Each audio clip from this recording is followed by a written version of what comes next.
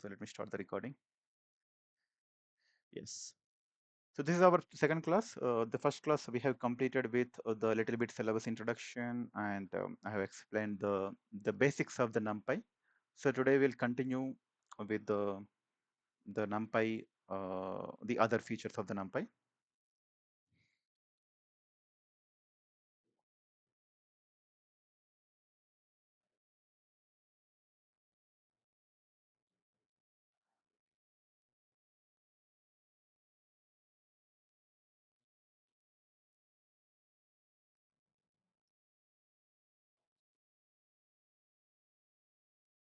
Hmm.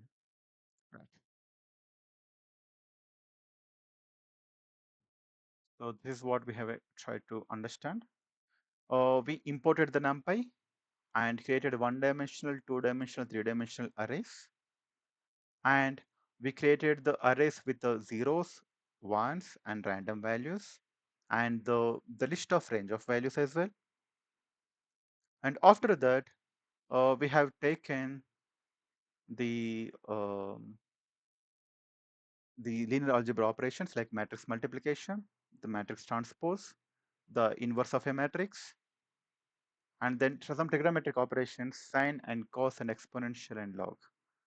So today, we will see the other things.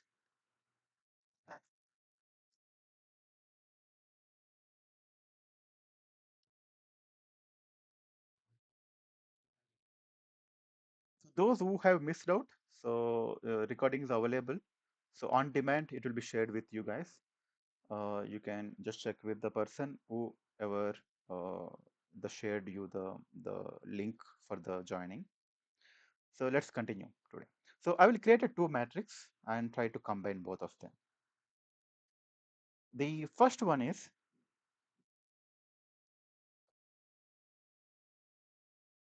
numpy dot a range of total we have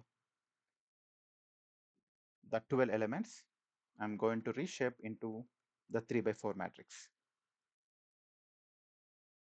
Array 2 will be of np dot a range of total 20 elements and with a shape of 5 by 4.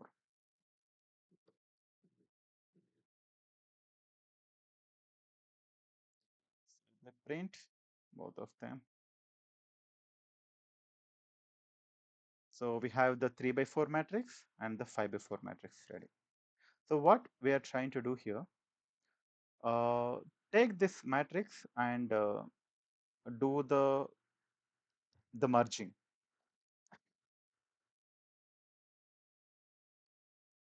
First thing is take the first one. It's my first 3 by 4 matrix. Second 5 by 4 matrix. So how can you merge into a single matrix? Here the columns are similar. When the columns are similar, you can stack it vertically. If the rows are similar, you can stack it horizontally. So rows are not similar. These values will be non-empty. These values will be empty, right? You don't have any values. When the columns are similar, you have to stack it vertically like this. Then it becomes the 5 plus 3, 8 by 4 matrix. Total 8 by 4 matrix. So when the rows are similar, you can keep it horizontally and the matrix size will change depending on the matrix of the input and a matrix of the one and the matrix of the two dimensionality. So here the columns are similar. 3 by 4 and 5 by 4 columns are similar. I can do the vertical stacking. NP dot vertical stacking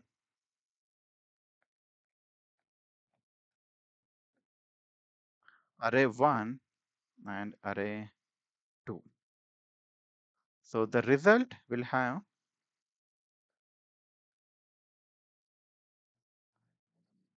combination of both of them. You can see 3, 4, 5, 6, 7, 8. 8 by 4 matrix, right? 5 plus 3 is a 8. Totally 8 by 4 matrix we got. So VStack will help us to stack the two matrices in a vertical manner. Same thing. So you take matrix where you have the rows as a common. So take, so one is 3 by 4, the another is 3 by 5. Now we have the rows as a common. Then you can do the horizontal one. Vertical one you can't do. Why? Because the columns are different. The 4 and 5, so you can't do that. So we had to do the horizontal stacking. np.h stack. It will take the horizontal.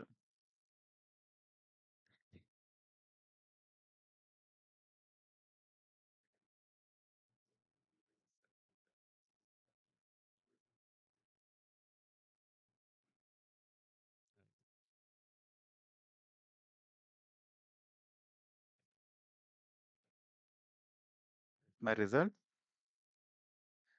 will have the 3 by 9 because horizontal it's stacked and the columns will increase.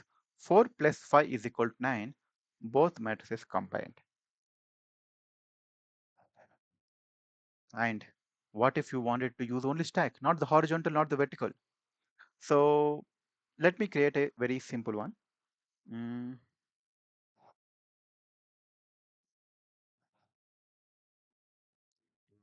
Matrix A is having the single column 1 comma 2 comma 3. Matrix B is 4 comma 5 comma 6. Two rows were there. So only this is like the 1 by 3 and this also like 1 by 3. Or you can call it. So you just use the stack on top of it. A comma B.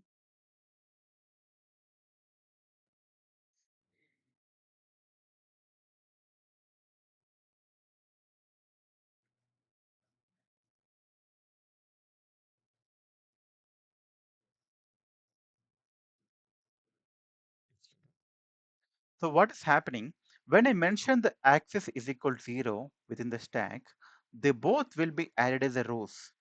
Okay, 1 comma 2 comma 3 and 4 comma 5 comma 6, both matrices will be added as a rows and it will create a two-dimensional because earlier it's a one-dimensional. Only one squared braces was there, it's a one-dimensional. Here we have the two, it's a two-dimensional. You replace the axis is equal to 0 to the axis is equal to 1. Then it will try to add the two matrices in the column wise. So 1, 2, 3 as one column and 4 comma 5 comma 6 is another column. It is getting into the new dimensional. It will creating the new dimension. Earlier cases, it is still two-dimensional, right? Array 1 is a array 1, array 2, and the result, both of them are the two-dimensional. But here A comma B are one-dimensional, but when you stack it, the result is a two-dimensional because two bases are there. You can even check that with the result dot ndim, n-dimensional is a 2. So that is how the stocking will work. So now, so given these details, these are sufficient as the basics. So let's do the other operations.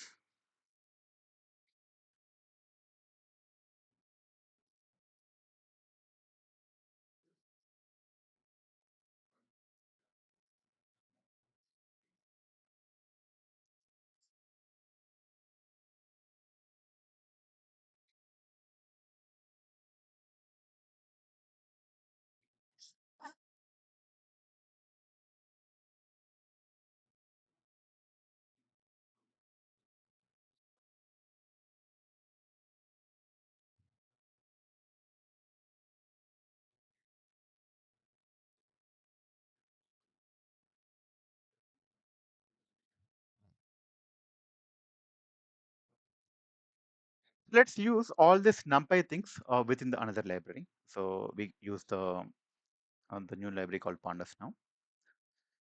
So given a document, the CSV file, comma separated value, how do you read it in the Python? Given a TXT file or CSV file, how do you read in general?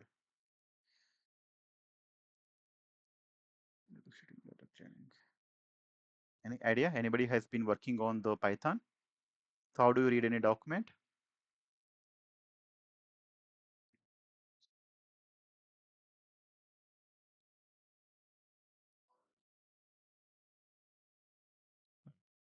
So this is where we will use the pandas.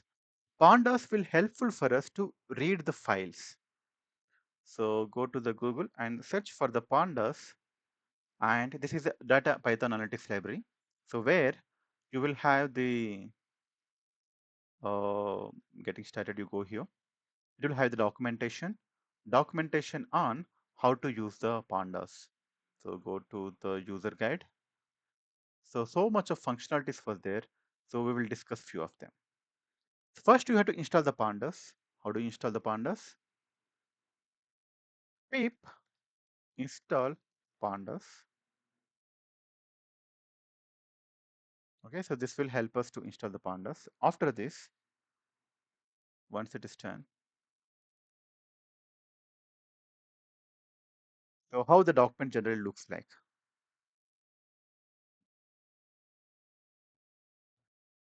Import pandas ISPD, import it. So pandas is having a new data structure, which we call it the data frame. So data frame is nothing but a table. How we have the database table, similar kind of a structure in a visual appearance. And you can display also over here. How to create or how to use the data. So I have the CSV file, comma separated value over here, global sales data, market factoring CSV file. So to read this CSV file, I should know where the file is present and call the function read CSV and pass this file path. Okay, I will store this one into the df variable. So you can see here, this is the data which we have. See order ID, the product ID, and the the shipping, customer, sales, discount, all the details were there here.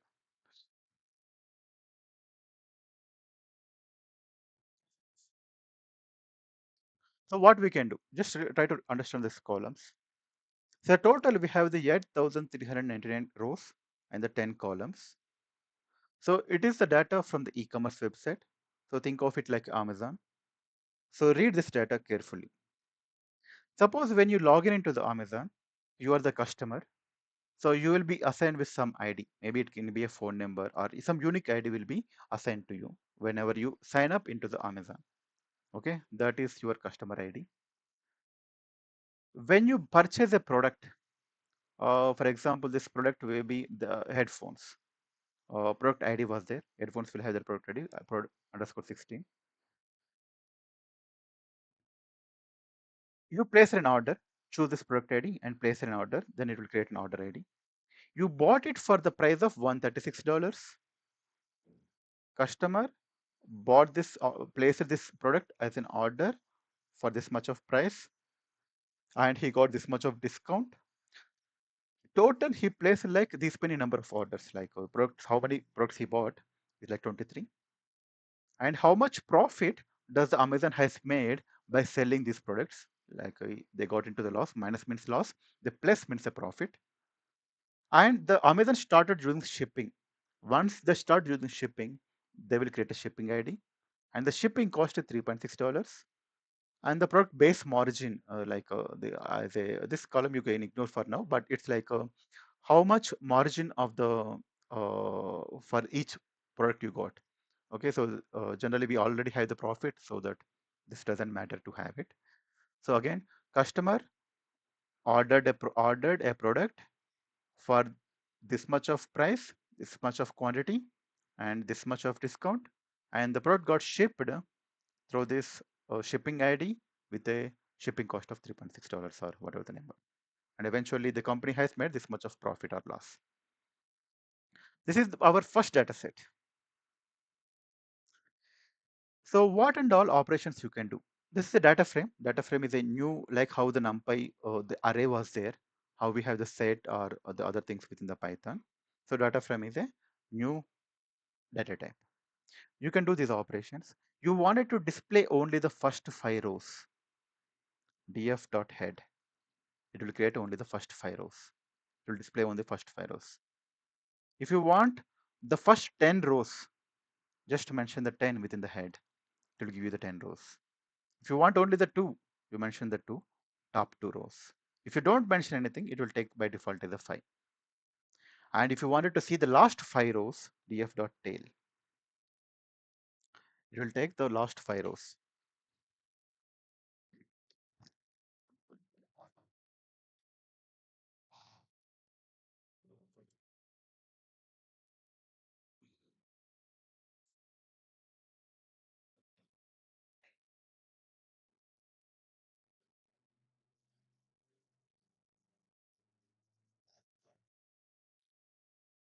If you want to display the top 10 as last 10, you can mention the 10. If not, this is the thing. Info. So it will give you the the information about each and every column. The total we have the 10 columns. Each column with how many not null values were there, any non-empty values are there. It's so total we have the 8,399 non-empty values. Almost like it is equal to total. None of the values are empty. So total we have these many rows. Non-null values are 8,399. That means no values is empty. But here you can see here the last product base margin. You can see 8,336. So you just subtract 8399 minus 8336. Those many empty values are present. And data type. So the sales is nothing but number, which is a float. Discount is a number, float. Order quantity is an integer. You can't place order with the 5.5 or 2.2, right? It should be an integer. The profit is a float. Shipping cost is a float. Product base margin is a float. But the customer ID, shipping ID, product ID, and order IDs are strings. Nothing but text, which we also call it as an object. Object is equal to the string within the Python data frame.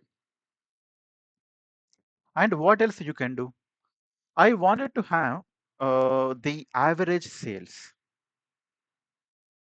I wanted to calculate average sales for this data set. Or I wanted to see where I have the minimum sales, where I have the maximum sales. And I wanted to see what is the standard deviation, kind of a statistical information I wanted to observe for all the numerical variables. Because statistical information like a minimum, maximum, average, or like median, standard deviation will not be present for the object data. Like first four columns will not have it. Only we will have for the rest of the columns.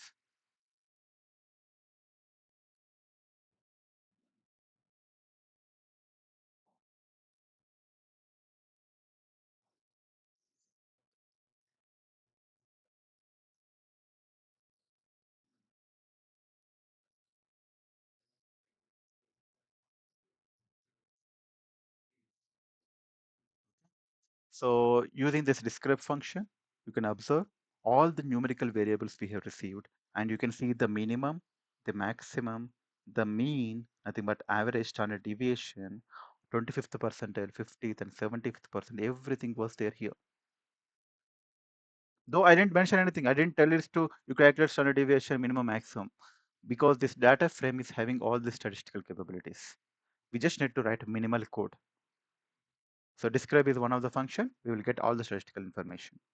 If you wanted to see only the columns, df dot columns, data frame dot columns, we have only the columns listed out. You wanted to see the shape, how many rows and columns were there, only that information, df dot shape, rows and the columns. And if you wanted to check the data type, that is also possible. So any variable you take the type and pass it over here. So it's a part of the data frame from the pandas.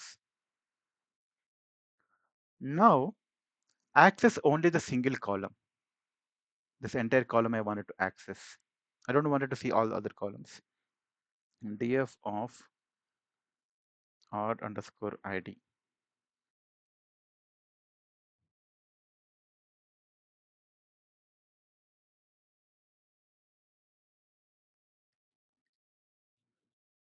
It will give you only that particular column values. You just replace this one with any column, it will give you. How did I do it? The syntax is very simple. Using like how the list we have the index, right? Similarly, using the squared braces, you can access the column.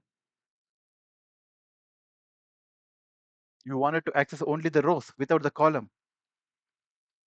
That can be done by the df dot values.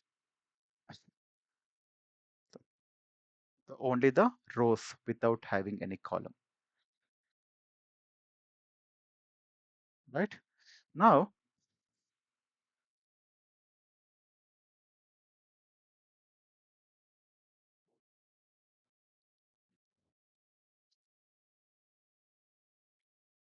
we got to know the basic operation of the pandas, where you just how to load the data first. Once the loading of the data is done, how to display it, and then how to get the column wise or the rows wise, etc.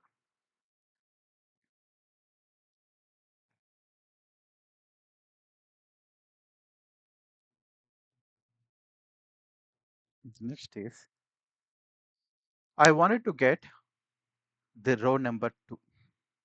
How to do it? Row number 2, which is present over here, 0, comma 1, comma 2, right? This entire row I wanted to display, only the particular row. So that I can access, let me just print the df first, ds dot head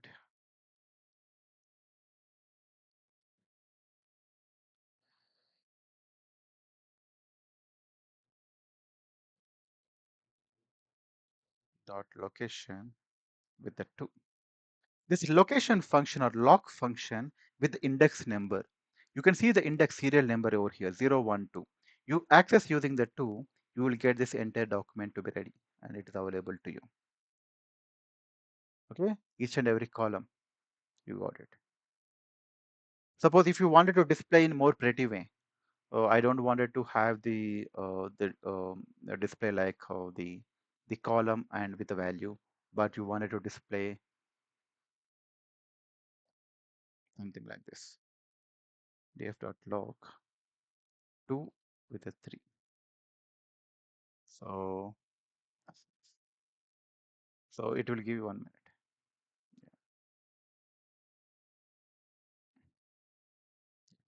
So this way you will get the entire column, so entire row, and you wanted to display from the 2 to 3. So I will shown you like a 2 to the 5. So second row, third row, fourth row, fifth row. So you can use this way. It will display the corresponding rows. The other option is instead of using the dot log, directly also you can access. So to do this operation, df of I wanted to display from the 2 to 5, but it will give you only the 4. If you are using directly without the log function, it will not give you till the 5. To get the till the 5, you have to add the 6, like the starting index, ending index. Okay, the starting with the 2, ending with the 5 means you have to add ending plus 1. So because ending is exclusive when you're using directly without the lock function. So ending is always exclusive here, like how we access in the list also, like in the Python, similar kind of a things we will use there. Starting index with the ending index, if the ending index you want it to be exclusive, just an inclusive, you just add the plus 1. What if you wanted to add alternative rows? I want to display the first row, like the second row and the fourth row, sixth row, all the numbers, something like that. So starting from the 2, ending till 8. So ending till 8 means you have to add the plus 1, total 9, increment by 2 all the time. So 2 and plus 2, 2 plus 2 is a 4, 4 plus 2 is 6, 6 plus 2 is a 8. So the syntax will be starting index, ending index plus 1, and the incremental index. How much increment you wanted to do for every iteration.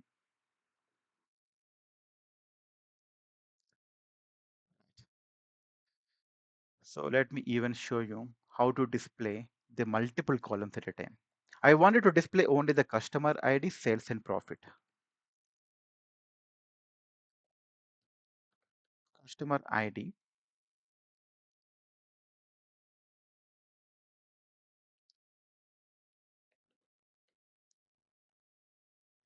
profit. So total, these 3 columns I would like to show you. So then you can just mention them as a list of those columns, and it will display the corresponding, the entire data. So it's like segregating, like the filtering with the given column names. So the next thing is, these are the basic operations before we jumping into analyzing the text. You had to know the basics. So once we complete with the basics, then we will do the real processing of the data.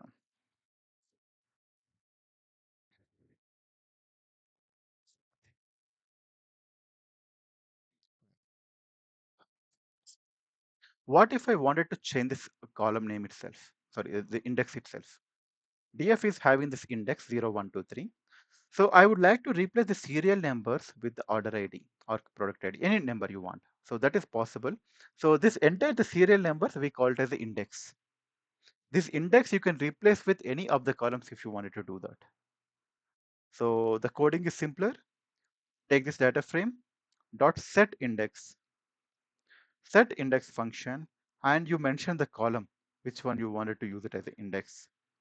In this case, I wanted to use the order ID as an index. I can mention that, and it is my output. You can see here order ID became a column, the index. The previously 0, 1, 2, 3 is there, and that was replaced with the order ID. Now you can do, suppose using the order ID itself, you can call the function. Now you don't need to use the serial number. Directly use the order ID to get the details of that. Df dot location of that order ID. Let me take the 5446 order ID. I wanted to get the rows with this thing.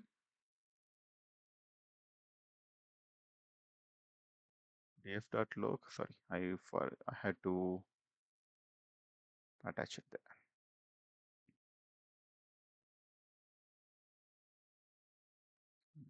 I forgot to assign. Now you see.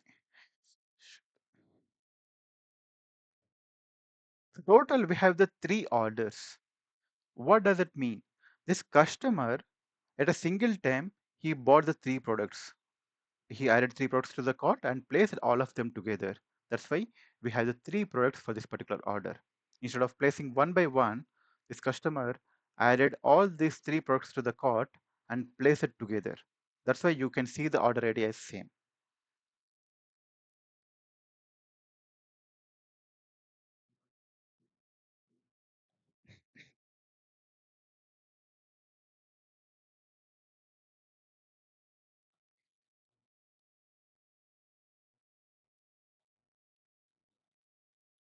Any questions here? By looking at this data, any doubts you have, just ask me right now.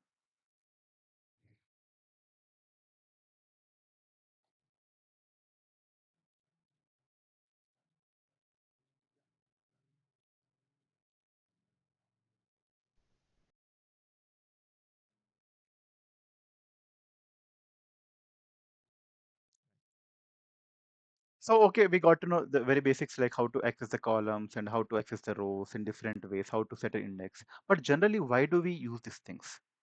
What is our ultimate aim? Our ultimate aim is to do the required business answers, to answer the business questions. What is my business question? The business question will be similar to I wanted to see the orders where the sales happened about to, greater than 3000. I wanted to list the orders where the sales happen greater than $3,000. How to do that?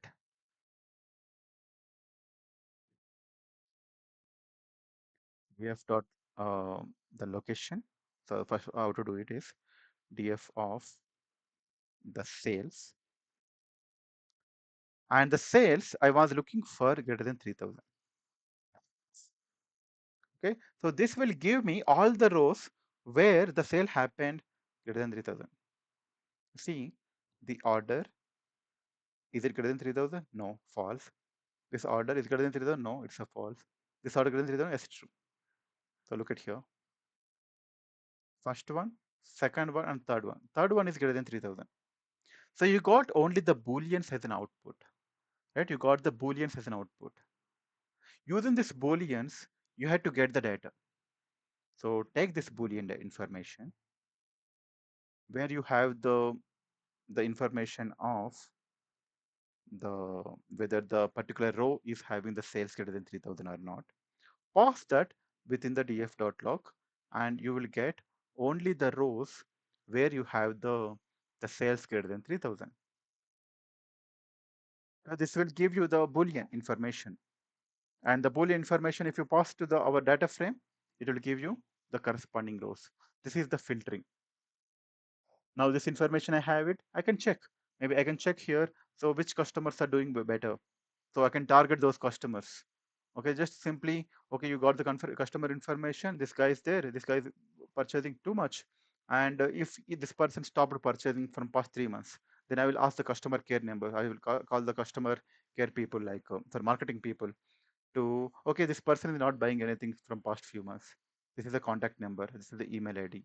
Give him some more promotions. Give him some discounts. He may come back and purchase more. This is how generally data scientist will do. So data scientist, it's very simple. Maybe it may not be as simple as this one. So generally you had to build a model.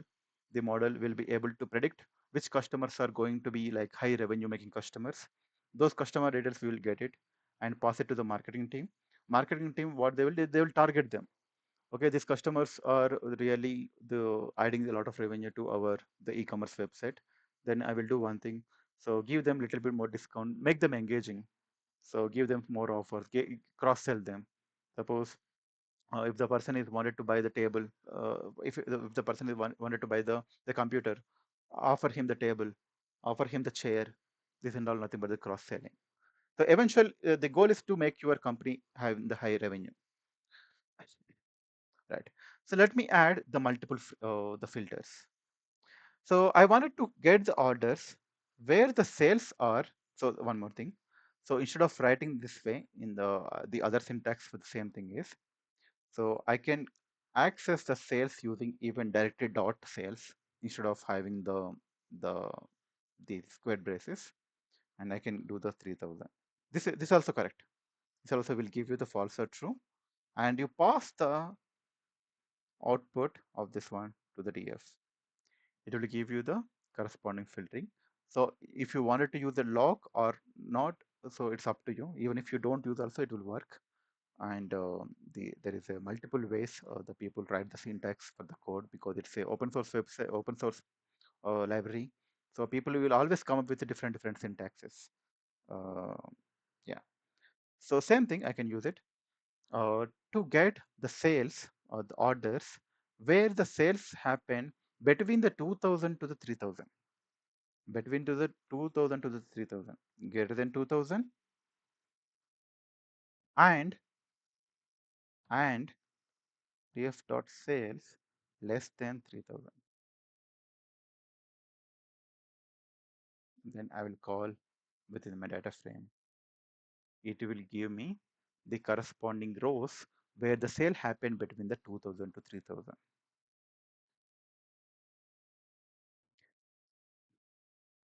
Now my question is again, get me all orders between the 2000 to 3000 or profit greater than 100. Here there is a or is there. Sales between 2000 and 3000 or the profit greater than 100. Now what I have to do? Df dot sales, this already you know, greater than 2000.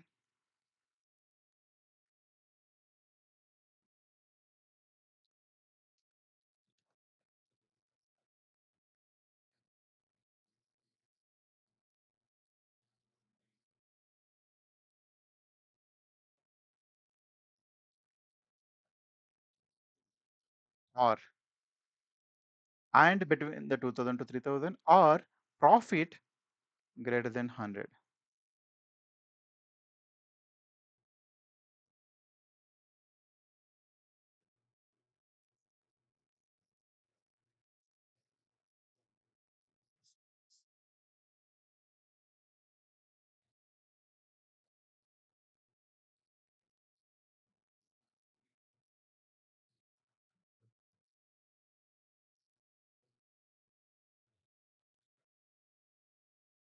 Look at here. So we got the sales between the 2000 to 3000. Or suppose you look at the number. Suppose the sales is not the between the 2000 to 3000, but the profit is greater than 100. You got that as an output. So either of them should be getting satisfied. Either this condition should be satisfied or this condition. So if any of the condition is getting satisfied, I wanted to print those many number of orders. The one more thing is, suppose you wanted to print the customers who are living in the Bangalore, but I don't know. In this information is not there. The customers who are staying in the Bangalore or the US, I don't know. So, but I have the list of the customers who are staying in the Bangalore. These four customers are living in the Bangalore. How can I filter them? I wanted to filter customer 1798, customer Hi 1519, Ganesh. customer 6. Yes. I just have one question here. I'm not sure if I asked this about before. So, for example, here in this case, Hmm. you're having the sales between greater than two and less than three, and also like you're getting the subset of the whole data frame, right? With some specific conditions. Is there a way that you can read this into a new data frame with this condition, like this whole subset? Is there a way can you if you can read this into a new data frame, new data set, and read that data set? So you wanted to store it into a new data frame, right? You wanted to store. Yeah, yeah, yeah. Yeah, yeah, that's simple, right? So you just need to assign a variable. You assign a variable, let us And then say you can work df off of that filter. new data set if you need, right? Yeah, this is a df filtered. This df filtered will have only the information about 200, 2670. Okay. And then you can work with that subset itself. Okay, got it. Thanks. You got it? But So this but we information can will. use like Hmm. a name like DF1 or something, like any name, right? So it will assign It will directly assign to it. that. Yeah, anything you can get it. Mhm. Suppose if you wanted Yeah. to save also, that is also possible. Whatever you got it to CSV file, you just mention the file name. It will save to that file within your local directory. Yeah, that is helpful to export the data. Yeah, thanks.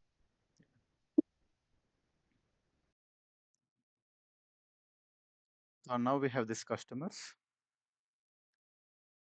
So I wanted to filter the customers from this list. So df.log or directly use the df also, no problem. So look at the customer IDs. Take all the customer IDs. If they are is in the list, given the list.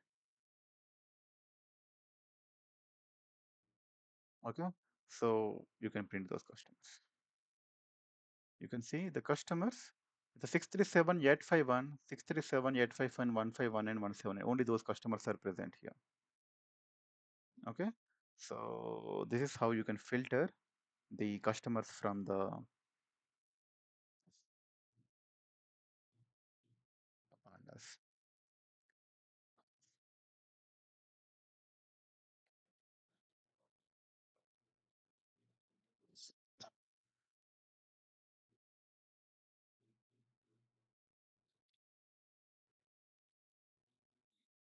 Right.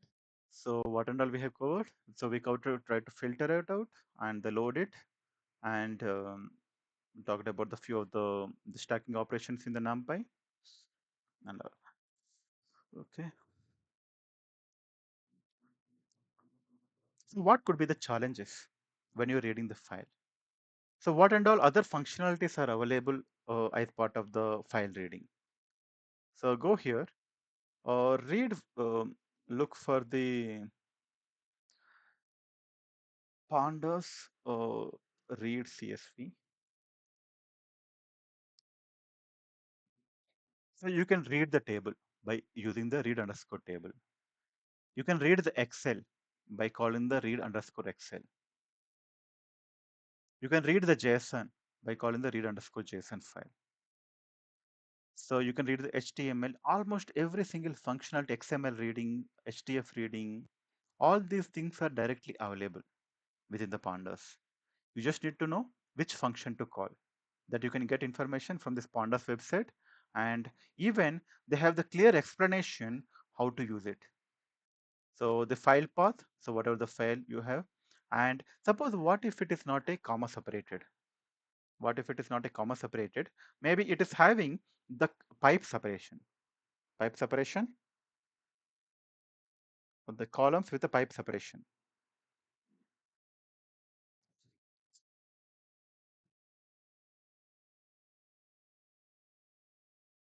So here, so for example, if you have something like this, name, pipe, place, pipe, and all. So the read CSV file is having the functionality as a separator also. The separator, you have to mention it is a separate with the pipe, but not comma. So that option you can, because here by default, it will take a comma. If it is different, you have to mention exclusively, otherwise not required. So that is a separator. If it is a comma, comma, you have to separate and all. Okay. So our delimiter also there. You better to use a separator. If you wanted to use the other name delimiters, both the same work. It's like optional. And if you don't have any the column names in the data, so that time you have to use the names. So here we already have the column names. We don't need to worry. But if it is only having the rows without any names, you can mention that column names over here. All the column names you can mention here based on the number of, you just open the CSV file or Excel file in the Notepad or Excel. You just see, okay, how many were there. Based on that, you can mention the names. Right. So this and all, so many functions will be there. Generally, we don't use all of them. This much is sufficient. Sometimes you may face issue at the encoding level. Suppose your file is having some Japanese keywords or the Spanish, not English keywords if it is there. Maybe the text was there. So it is difficult for the pandas to read directly. So there you have to mention which encoding technology you have to use. Encoding nothing but the generally all our computers will be supporting UTF-8. Or ASCII is one of the encoding technique. The UTF-8 is generally every computer will follow that. But if you're having some specific encoding thing, that we had to replace it. Those information you can get from this website. You can see if it is ASCII or the this thing, you can see the German. If you see the German kind of a words, you use the encoding is equal to CP273. Okay, and if you see some Greek words or Arabic words within the this data, so you had to use corresponding encoding technology here. They just need to mention the encoding is equal to that particular ID. So here CP858, CP859. So if it's a Portuguese, you had to do this one. You just need to know so which one to call when. So this only you do it. First you try to read it without the encoding. Without encoding. Then it will throw some error. That error you can capture from here. Wherever we got, right? You just have to look for here which encoding technology will work to read the document, which we call it as codecs. So it's nothing to do with the pandas. It generally it is the computer specific. Sometimes when you open the text which is having the non-English words in the notepad, it will show you something XXX008, XXX008 and all. That is the UTF characters it will display. That means your notebook is not able to capture that. That is enforcing you to better to change the encoding technology in the notebook itself. You can change the encoding also there. The notepad, if you open, you can change that, not the notebook, sorry. Yeah, so that will be part of the encode. This is typically you will face the issues. Remaining all will be fine. Don't face any issues in general. Right. Okay, so one more error you may face is on bad lines. Suppose there is a corrupted data was there encountering, suppose one of the example is, look at here this data, name, place, gender, age, and MOB, month of birth. Total 5 columns were there. Maybe the one row could have the extra one column, July, and extra column, I don't know, whatever, maybe the year, 2023 year was there. But I'm expecting what? The 5 columns. But one of the row is mistakenly, they have the 6 columns. Then it will throw an error. So what to do for this particular rows? So that is nothing but on bad lines. Bad, when the lines are very bad, what you wanted to make the decision. So you wanted to throw an error, you wanted to keep a warning, or you skip the rows. I think, but don't consider that row at all. Generally, we do the skipping because in case of it's not required, so you do the skipping. Don't consider this row at all. Why? Because if I consider this one, it may not work for me because data is corrupted. Data is not properly maintained. Either you go and open the data and fix it manually, or you remove it. Any of the option for you. So typically, I think these and all errors you will see in general day-to-day life. Yeah. Ganesh, I have a question. Like, how we get to know that there is a error at that particular line? Like, will it throw an error? Message Exactly. that that line Exactly. has an error? Correct. So it will throw an error. So you see the by default, the value is error. Default is an error. Okay, if you don't mention anything, if you don't keep this value, so you try to load this data, it will throw an error saying like one column is extra and all. This particular column, this particular row, I'm not able to read. Then you introduce this one. Okay. Initially, you don't. These are all optional. Don't keep it at the beginning. So if you face an error, then only you incorporate these things. Okay. First you run it, encoding error, you fix the encoding. Again you run it, again the some badlands error, then you fix it one by one. Initially you don't know. Nobody knows initially.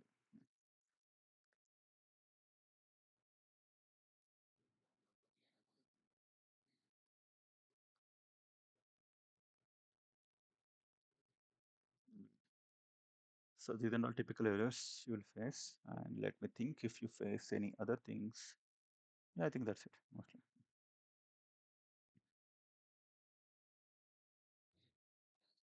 Okay. One more thing. Yeah, one more thing is there. So D type.